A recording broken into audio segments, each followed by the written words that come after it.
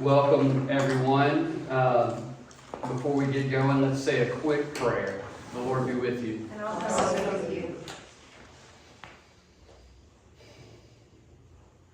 God, we thank you for how your indescribable abundance floods our world and our existence and blesses us. May we be good stewards of those blessings. I pray all these things in the name of Jesus Christ, your Son, our Savior. Amen. Amen. Friends, I'm so excited to introduce my friend David Martin to you. David has a depth of knowledge and does this in parishes. I'm glad that even though it seems that there's a little bit of a goat roast hangover happening with our normal crowd that we have here. I'm glad that we'll be able to use this as a resource for the parish. This is a really important and yet uncultivated way of leaving a legacy at the place that has fed you and that you hope will feed generations to come. And so with that in mind and heart, I introduce to you David Martin. Thank you so much. Thank you. Appreciate that. Well, I want to say thank y'all for having me here at St. Philip's. I really enjoy this place. It's a good place. And I'll start off with a study that was done by Mississippi State University. And the study was confirmed by Ole Miss and Southern Miss. It was an interesting study. It was a revolutionary study. And this study found that the death rate in America is 100%. Have y'all read that? So it doesn't really matter how old we are or what's going to happen next. We're all going to die. And the thing is, when you die, your pledge to St. Philip stops. So once you die, your pledge here is going to cease. And if we're looking at the three-legged stool of stewardship, you've got annual gifts, you've got major gifts like a capital campaign, and 3, you got planned gifts. So I'm going to talk a little bit about planned gifts today. I believe that all of you should have 4 documents. You should have a will, you should have a power of attorney, and that power of attorney is going to manage your assets if you're disabled. You should have a healthcare power of attorney. That's going to tell the doctors who they're going to be talking to make healthcare decisions for you. And 4, you're going to have a living will, and a living will is going to decide on life support mechanisms for you. So you're going to have a will, power of attorney, healthcare power of attorney, and a living will. So if you're going to get an estate plan, you're going to need those 4 documents. 55% of Americans do not even have a will. They didn't do a study on how many don't have all 4 of those documents. 55% of Americans do not have a will. And you may not be aware of it, but the Book of Common Prayer has a paragraph or a blurb on why this is important and why you should be doing this. It says, Episcopalians have been encouraged to make a will to provide for their families and to make bequests for religious and charitable purposes. That's what the Book of Common Prayer says about this. So, having a will is a loving and reasonable act for the sake of your family. Dying intestate, dying without a will, is a difficult issue for your family. And the reason is your spouse will be disinherited. So if you die without a will, in Mississippi, the way it's going to work, your child is going to get a share and your spouse is going to get a share. So if you've got 2 children, your estate's going to be divided in 3 ways. 1/3 for your spouse and 1/3 to each of your children. So your spouse is going to be disinherited for 2/3 of your estate.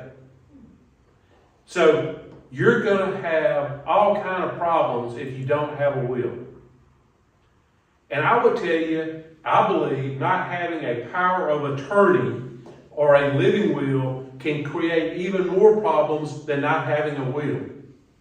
And the reason is, if you don't have a power of attorney and you have a stroke this afternoon and we need to get money out of your bank account, if you're the only person on that bank account, we can't get any money out without going down to the Hinds County Court, setting up a conservatorship and having a conservator appointed for you.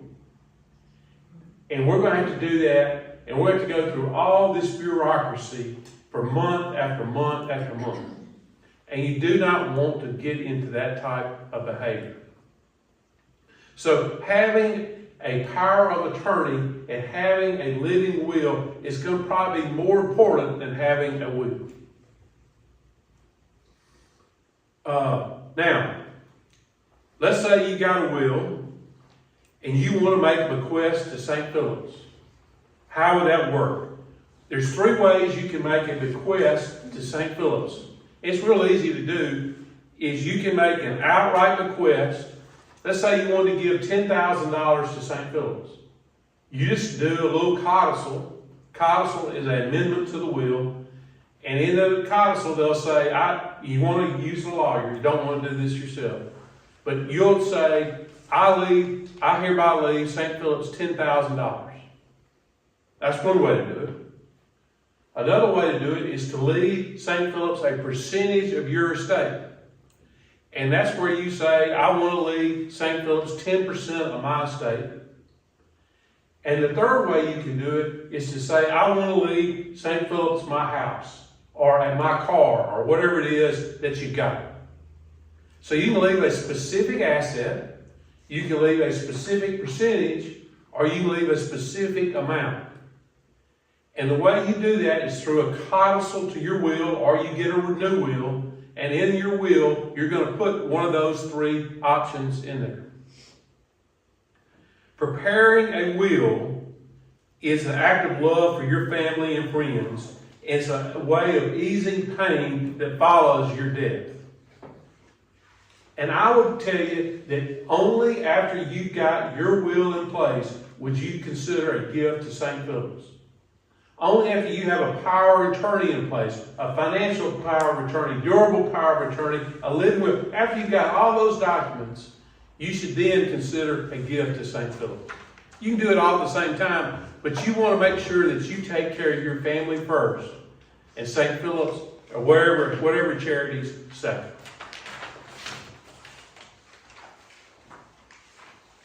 Now, a will is one of the simplest things you can do to make a positive impact on the future, including a gift to the church, and your will can make a lasting difference in our church and our community. What part of the church life means the most to you? Is there a ministry or program that makes a difference in your life? Or a family member's life? A legacy gift to the church can keep that vital aspect of our community going, so it can bless others in the future. What are the 5 things that matter to you? In addition to your family, a list may include the church. Consider a legacy gift. Numerous studies have shown that churches have a positive impact on the economic, social, educational, and physical impact of their communities. You can be part of the positive influence for years to come by making a gift to the church. Because of legacy gifts made to the church, kids have been able to go to youth camp, the hungry have been fed, and missions have thrived. What will a gift from you accomplish? So I've talked about wills a lot. I want to change the subject and talk a little bit about your IRA. There's a lot of money in IRAs. And there's 2 ways that you can benefit the church by your money in your IRA. The first way is change the beneficiary form on your IRA to include the church. And the second way involves this thing called required minimum distributions. And a required minimum distribution is when you get to be 73, you have to start taking money out of your IRA. So rather than you take your money, we're going to suggest that you give the IRA distribution directly to charity, and we'll talk more about that in just a second. So on the next slide over, I have a slide. It says we've got your current situation, that's your IRA, it's going to your named beneficiary. So what you would do if you're wanting to benefit the church, you would go and set up an IRA and name the charity or the church as a beneficiary. So you can either do it where you set up an IRA and have it 100% payable to the church, or you can do it where you take an IRA and split it between your heirs and the church. So you would say 10% to St. Philip's and 90% to my heirs. So I would recommend setting up a separate IRA and have it 100% payable to St. Philip's. That's probably the cleanest way to do it. So one thing you can do is your IRA passes by a beneficiary form. So you've got to change the beneficiary form to the charity. Now, one thing that is not showing on this slide is I didn't show you the income tax that your heirs are going to pay on your IRA. So your heirs are going to pay income tax on that IRA. Whereas if we leave it directly to charity, there's no income tax. So we avoid paying any income tax on your IRA assets by naming the charity as the beneficiary. Any questions about that? Yes? You were saying that you can set up an IRA with 100% going to St. Philip's. Yes, ma'am. So if you have an IRA and you want to, can you divide out Mm-hmm. the IRA Mm-hmm. so you can have two separate ones and 100% to? You can have as many IRAs as you want to. But you can divide out what? Yeah, so you can call your broker up and say, I want an IRA for $10,000 and I want $100,000 over here for my family and $10,000 for St. Philip's. Gotcha. Okay. You can have as many IRAs as you want to. So if you only have one IRA though, can you designate in your will that a third of the Yes. annual proceeds go here and a third? I think that's the way the Marie Horner Fund is, maybe. Yeah, but it's not in your will. You gotta do it on the beneficiary form Yeah. with your IRA provider. Yeah, okay. All right, any other questions? All right, let's talk about IRAs and required minimum distributions. When you get to be 73, you gotta take money out of your IRA, and the reason for that is the government wants you to spend and pay income tax on these funds. Of course they do. The government does not like IRAs, and the reason is there's so much wealth in IRAs, they want to get their money, they can't stand out getting the income tax on the IRAs. So whenever you're 73, you'll have to take money out of your IRA, and you'll get with your provider and they'll tell you that you got to take $20,000 out of your IRA or $15,000 or whatever it is. So the way that works is you get the money from your IRA, you pay income tax, and then if you want to, you can give some of it to charity and take a deduction. Well, what we're saying is, instead of going through all that rigmarole, you just call your IRA provider up and say, send my required minimum distribution, or send $5,000 of my distribution directly to St. Philip's. If you do that, then there's no income tax on the $5,000 or $20,000 that you send to St. Philip's. So you avoid paying any income tax on your IRA distributions. So that's a lot cleaner way and a lot better way to do your planning. And the church doesn't have to pay income tax either. And the church pays no income tax, Or capital gains tax. or capital gains, anything. Okay. The church pays nothing. And if it's Roth, then there's no tax at all. That's exactly right. Okay. All right.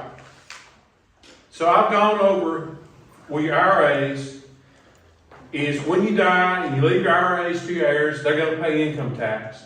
Leaving your IRA directly to St. Philip's, they'll pay no income tax. If you withdraw funds from your IRA, you're going to pay income tax on it. Whereas if you send the money to St. Philip's, there's no income tax, no capital gains tax, there's no tax involved. So, let's go over and summarize. A will is one of the simplest things you can do to make a positive impact on the future. Including a gift to the church in your will can make a lasting difference in our church family and our community. And I got this quote from, I was doing the research from Maya Angelou. She says, I learned that you shouldn't go through life with a catcher's mitt on both hands. You may need to throw something back. So I thought that was a pretty good quote. A legacy speaks about not how we die, but how we live. It speaks about the things that moves us in life, the things that matter to us. A legacy is an expression of gratitude and thanks to God for all that He's given us. What's a legacy say about you? What's your legacy going to say about you? When you die, your pledge stops. What will the church do to replace your pledge? Because of the legacy gifts made to churches, kids have been able to go to camps, the hungry have been fed, and missions have thrived. What will a gift from you accomplish? What kind of mindful choices are you making today? Are you purposely investing your time, skill, and money in the ways that make people and the places around you better now and in the future? So I'll open it up to questions. Anybody got any questions? Anybody got anything to say? Yes, ma'am. I always have something to say. I do appreciate what you said about when we're gone, what the church doesn't get, Right. what we've been giving all along. There's that, I don't even think in those terms of that, the money I've been giving every year, that's a hole left in what, we were doing, and when we're gone, that won't be there. So I appreciate that. That helps, think in terms of what does happen after we leave. So, thanks for that. Yeah, I've seen churches go through major struggles where a big pleasure has passed away and they start scrambling around to try to make up that pledge. And it's just think about that. And I just want to reiterate that about not having a will. My brother-in-law died, and he had a child out there somewhere that he didn't have a relationship with, and she was in her mid-20s. And he owned 20 acres of property in the house that my mother-in-law lived in. And it was where she had been living for 30 years. And he didn't have a will, and so the family had to go through the whole rigmarole of finding the daughter's last known address. We had to advertise in the paper for like 30 days or 60 days, 90 days, I can't remember what it was. Anyway, it was 6 months to a year before his estate was finally settled. And that whole time, his mother, who was up in her 80s at that point and had been living in the same place for years, was just on pins and needles and terrified that, something was going to happen and that she was going to have to, move off of the property and leave the house. And we were all scared for her, And it's not that we wouldn't have wanted his daughter to have something, but she was going to be the only heir. And so we didn't know her, and we didn't know what she'd do where she found, Anyway, I'm just saying that. And we had begged him before he died, because he had cancer. We knew it was coming, and we begged him to do a will, and he just never did it. So, anyway, I just want to reiterate the need for... Amen on wills. Yeah. And updating them too. I mean, if you have a will, and let's say you write that will when you're 20 or 30, and then, rock on 30 years, things change. Oh, yeah. And also, too, just as a reminder, that the Marie Horner Fund that y'all hear us talk about, the Marie Horner Fund has funded so many wonderful things at St. Philip's, and that was a plan to give in to the church when she died. And every year, there's a lunch, and a check is presented to the church, and it's whatever, I guess, the IRA or whatever it was made for that year. And I mean, it has just made a tremendous impact on St. Philip's. So we already have proof that planned giving like this to the church is really valuable. So, especially to us. So, yeah. Yes, to to second that not having a will makes things so messy. When my father passed away, his affairs were not in order. I was telling them a little bit about that, and it's just, my mom lives right next to St. James, and she's not even a member of the congregation, but the church stepped in and assisted her, but it adds stress on top of the grief to have to deal with this stuff, and, often the family's not well equipped to deal with it, but they're the only ones who can deal with it. Yes, ma'am. We had a family member that my husband and I cared for, and she had an estate set up, but it was not set up correctly. And we ended up having to go through probate, even though she shouldn't have had to go through probate. Right. So you need to be very cautious when you go and use a firm to make sure you use one that is reputable and knows what they're doing. Because it was, she had no children, and so we were the only ones that could, and we were already on the paperwork and everything, but it was still, we had to get an attorney and pay additional fees that we shouldn't have had to do. And I'll say in Jackson, you can find plenty of people in Jackson to do your estate planning. If you're in Cleveland, let's say, there's not that many good estate planning lawyers. I mean, there are people that can draw, any attorney can draw you a will. And I would tell you that sometimes that will is worth what you pay for it in Cleveland or Columbus or some of the little smaller towns. But in Jackson, there are plenty of good, capable people that you can go to and get you a good will, power of attorney, healthcare power of attorney, and living will. Come out with a nice packet and have it all meet your objectives. But in the smaller towns, there are not that many good choices. Yeah, I have a living trust and a will and power of attorney, I mean, I have all of it. And I paid several $1,000s to a really good attorney, and that I'd recommend to anybody to do it, but it, you know, it costs money to get it done, but I know it's done properly, and I know that when I die, Kelly will step in and take care of everything for my sister and my brother and nephew, so. And the church. Because the church is in that will. So I'm a pragmatist, so how do we provide information for people that like Ken St. Philip's? Can we provide a list of people that have had good experiences, and then how do you go about doing it? Do you need the church's tax ID number? Practically speaking, what should we put in parishioners' hands? All I would try to do is get them to get a will and get them thinking about this type of stuff. And if the mood hits them, they'll change their will or put a provision there to include St. Philip's. Yes, ma'am. If you are updating your will and adding the church in, adding your, university you graduated from it, whatever, do you need to then go contact that church, You don't have to, but it'd be good if you did. You don't have to call up Mississippi State and say, I put you in my will. I mean, but you can if you want to. It depends on what you're looking for. But it'd be good if you called up St. Philip's and said, hey, I included y'all in my will. And they could put it in. Y'all are in my will.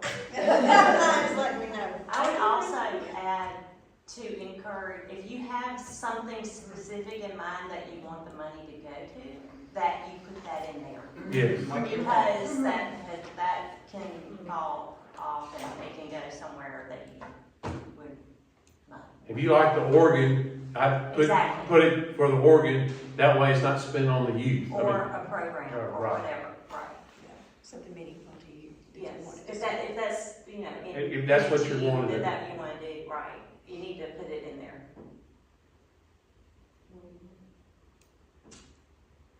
David, do you do this? Are you an attorney? Now, I'm a CPA. Oh, okay. I do this for a living. Okay. And so if you need me, I'll be happy to work with you or talk to you. And I can draw pictures and all that other stuff. So I'm pretty good at the communications. Getting it all tied down, you need a lawyer to do all that.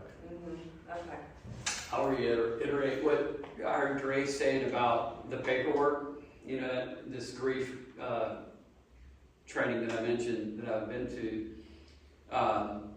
That's part of the trauma of death anyway, is dealing with just the paperwork outside of this. There's a cause, I mean, this is, and this is often one of those things that's most contentious in families and, leads to more trauma because of the divisions that it causes and things. So it's a loving legacy, not only, it's a witness of your walk with Christ that continues to bless the world and the people that were closest to you when you do it. And it's stewardship of your life. That's why we do it during stewardship season. It's not all about money, it's about loving. It's always about love. Yeah. Just paying for the funeral, that whole discussion, boy, that can, if there's a way to handle some of that or make arrangements beforehand, it can help families be more harmonious. I tell you this, in my world, in my 30 years of doing this type of work, I've seen fights. Sometimes it's the big stuff they fight about, but I've seen fights over the smallest stuff. Or like paying for the funeral, who's gonna pay? That's what has triggered a fight, it's not with the big stuff, it's the little small stuff that I've seen families get all crossed up about. And then once those things happen, the relationship's never the same after. You got brothers and sisters, and they're all fighting, and it's just not good. I would also encourage, take care of it now. I have parents who kind of rocked along and said, oh, I need to do that, and then it gets to be too late. Or make decisions, like if you don't know what you want, if you want to be cremated or buried or whatever, go ahead and make the decision while you can. And do let the church know those Yeah. things. Yes, Too. exactly. And go ahead and plan your burial. Yes. We have a form on our website, it's very helpful, I gave it to my daughter. The form on the website, we have something that we can print for you too. So while you're in the spirit of Yeah. planning gifts, another way to love your loved ones is to have your burial already planned. Right. And you can do that in consultation with me and David. David Osteen, our musician. So, and that's a really, if you're in the right head and heart space, it's a fun thing to do. I mean, honestly, it really is. Oh my gosh, my mother, she had her funeral plans written out in her handwriting. And with the hymn she wanted played and the dress she wanted to wear, she was down to the details. Look, y'all, This was what she wanted. that's right, I saved Bob Everett's, funeral program because Mama, it was exactly what she wanted, yes, and so I took the funeral, and I told David, I said, when Mama passes away, I said, it's Bob Everett's funeral except replace Jesus loves the little children with Hallelujah #1. He's like, that's exactly right, so that's important. Yeah, my dad had all his wishes written down too and what he wanted, so which is why his ashes are in a Hellman's mayonnaise jar up there in the columbary. So, yep. But anyway, David, thank you. Thank you, I appreciate it.